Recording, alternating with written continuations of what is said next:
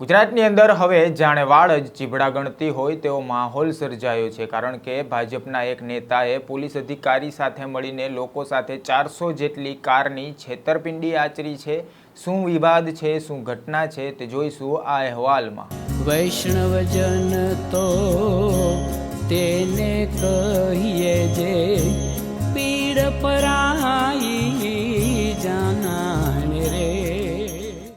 નમસ્કાર, હું છું કલ્પેશ ચાવડા। નવજીવન ન્યૂઝમાં આપનું સ્વાગત છે। ભાજપના એક નેતાએ જાહેરનામું બહાર પાડ્યું હતું કે ભાજપના કાર્યાલય કમલમ ખાતે 400 જેટલી કારોની જરૂર છે।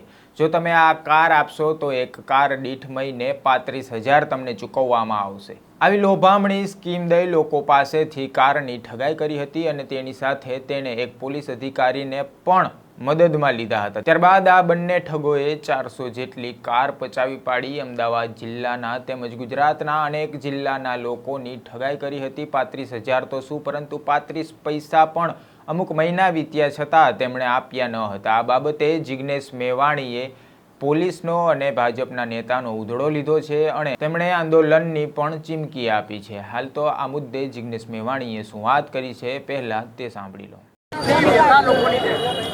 ગઈકાલે અમદાવાદ શહેરના અસારવાના ભારતીય જનતા પાર્ટીના એક વોર્ડ પ્રમુખ જયેશ ભાવસાર અને એક એએસઆઈ એ દારૂની હેરફેરમાં પકડાયા।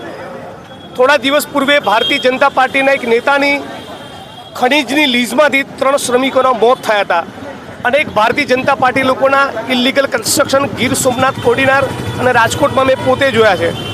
આજે પ્રકરણ એવું છે કે 2024ની લોકસભાની ચૂંટણીમાં ભારતીય જનતા પાર્ટીના ગાંધીનગર સ્થિત કાર્યાલય કમલમ ખાતે અમારે કેટલાક વાહનોની જરૂર છે એવું કહીને ભાજપના બક્ષીપંચ મોરચા સાથે જોડાયેલા પ્રિન્સ મિસ્ત્રી નામના એક ભારતીય જનતા પાર્ટીના કાર્યકર અને ડોડિયા સરનેમ ધરાવતા અમદાવાદ ક્રાઇમ બ્રાન્ચના એક પોલીસ કોન્સ્ટેબલ બંને એક ગુનાહિત ષડયંત્રના ભાગરૂપે 400 જેટલી 4 વ્હીલરો ગુજરાતના અમદાવાદના નાગરિકો પાસેથી એવું કહીને મેળવી કે તમે ગાડી કમલમમાં જરૂર હોય આપો, બદલામાં મહિને 35,000 રૂપિયાનું તમે ભાડું આપીશું।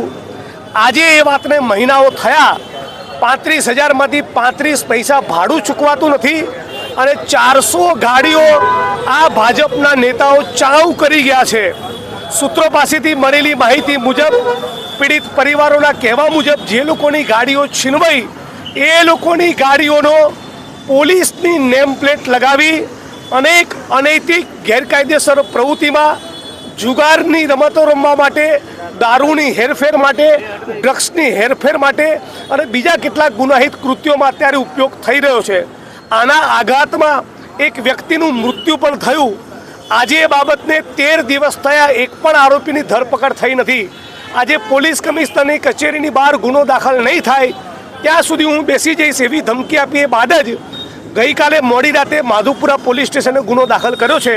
તો આજે અમારી માગણી છે કે અમદાવાદ અને ગુજરાતના જે નાગરિકોની આ 400 જેટલી ગાડીઓ 4 વ્હીલર કમલમના ભાજપના નેતાઓએ હડપ કરી એ તમામ ગાડી આ પીડિત પરિવારોને પરત કરવામાં આવે। આ ગાડીઓનો જે પણ લોકોએ ગેરકાયદેસર ઉપયોગ કર્યો એની ઝીણવટપૂર્વકની સીસીટીવી ફૂટેજ મેળવી તપાસ કરવામાં આવે અને પ્રિન્સ મિસ્ત્રી અને ડોડિયા અને બીજા જેટલા પણ લોકો આ ષડયંત્રમાં સામેલ હતા એ તમામ લોકોની આવતા 24-48 કલાકમાં ધરપકડ કરવામાં આવે એવી માંગણી લઈને પોલીસ કમિશનર કચેરી આવ્યા છીએ। ટૂંક સમયમાં આ આરોપીઓની ધરપકડ નહીં થઈ તો માધુપુરા પોલીસ સ્ટેશન અથવા ક્રાઇમ બ્રાન્ચ અમદાવાદની ઓફિસની બહાર અમે પલાઠી વાળીને બેસી જવાના છીએ।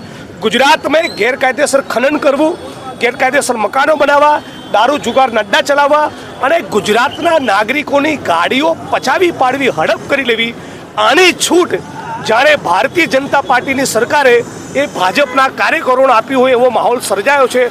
કેટલાક લોકોનું એવું કહેવું છે કે આરોપી પ્રિન્સ મિસ્ત્રી અને ડોડિયા એ લોકોમાં, સમાજમાં એવું કહી રહ્યા છે કે સરકારના અમારી પર આશીર્વાદ હોય, અમદાવાદ શહેરની પોલીસ કમિશનર કચેરી પણ અમારો વાળ વાંકો કરી શકવાનો નથી। એટલે આપના માધ્યમથી અમદાવાદ શહેરના પોલીસ કમિશનર અને ગૃહમંત્રી હર્ષ સંઘવીને પૂછવા માગું છું કે શું તમે આવા ગુનાહિત કૃત્યો કરનારા લોકોને છૂટો દોર આપ્યો છે? 13 દિવસ થયા, અમદાવાદ ક્રાઇમ બ્રાન્ચ જેવી સોફિસ્ટિકેટેડ એજન્સી શા માટે એક પણ આરોપીની ધરપકડ કરી શકી નથી એ સવાલ આપના માધ્યમથી પૂછવા માગું છું. અને તમામ આરોપીની ધરપકડ નહીં થાય ત્યાં સુધી અમે આંદોલન મૂકવાના નથી. ક્રાઇમ બ્રાન્ચમાં બી ગુનો દાખલ થયો છે પ્રિન્સ મિસ્ત્રી સામે ગઈકાલે રાત્રે. એ અલગ છે કે માધુપુરા? ગઈકાલે માધુપુરા પોલીસ સ્ટેશન સાથે મારે આજે વાત થઈ. ગઈકાલે મીડિયાના મિત્રોને આપેલા મેસેજ બાદ મોડી રાતે ગુનો નોંધાયો છે. કદાચ ક્રાઇમ બ્રાન્ચ અમદાવાદનું મોનિટરિંગ કરે છે. એ જે પણ કરતા હોય, સવાલ એ છે કે 13 દિવસ પૂર્વે ધરપકડ માટે ફરિયાદ આપી હતી, ગુનો દાખલ કરવા માટેની અરજી આપી હતી. 13 દિવસ સુધી શા માટે પોલીસે ગુનો દાખલ ના કર્યો અને હજી સુધી એક પણ આરોપીની ધરપકડ કેમ થઈ નથી? જો અમદાવાદ ક્રાઇમ બ્રાન્ચને ના આવડતું હોય તો મારું સૂચન છે કે આસામ પોલીસ જોડેથી શીખે. મેં એક ટ્વીટ કર્યું તો 2,500 કિલોમીટરથી આસામ પોલીસ લેવાઈ. અમદાવાદ ક્રાઇમ બ્રાન્ચની ઓફિસ અને અસારવામાં બેઠેલો આરોપી વચ્ચે ખાલી 2.5 કિલોમીટરનું અંતર છે. તમને પકડીને બતાવો ને તમારામાં પાણી હોય તો. તો આ હતા કોંગ્રેસના એમએલએ જિગ્નેશ મેવાણી, જેના દ્વારા કહેવામાં આવ્યું હતું કે આમાં ભાજપના નેતા અને પોલીસ અધિકારીની સંડોવણીને લીધે પોલીસે હજી આ મુદ્દે એફઆઈઆર પણ દાખલ નહોતી કરી. અમે ધમકીઓ આપી, અમે ચીમકીઓ આપી, ત્યારબાદ પોલીસે આ બાબતે એફઆઈઆર દાખલ કરી છે. હવે આ લોકોને જ્યાં સુધી ન્યાય નહીં મળે ત્યાં સુધી અમે ક્રાઇમ બ્રાન્ચનો અથવા તો કમલમનો ઘેરાવો કરીશું અને ત્યાં ને ત્યાં બેઠા રહીશું. ગુજરાતની અંદર હાલ તો રક્ષક જ જાણે ભક્ષક બન્યો હોય તેવો માહોલ સર્જાયો છે. હવે જોવું રહ્યું કે આ બાબતે લોકોને ન્યાય મળે છે કે કેમ, તેમની ગાડીઓ અને પૈસા પાછા આપે છે કે કેમ, તે જોવું રહ્યું. હાલ સુધી બસ એટલું. જો આ પ્રકારના સમાચારો અને અહેવાલો તમને પસંદ આવતા હોય તો નવજીવન ન્યૂઝની ચેનલને લાઇક, શેર અને ખાસ તો સબસ્ક્રાઇબ કરવાનું ભૂલશો નહીં. નમસ્કાર. વૈષ્ણવજન તો તેને કહીએ જે પીડ પરાઈ જા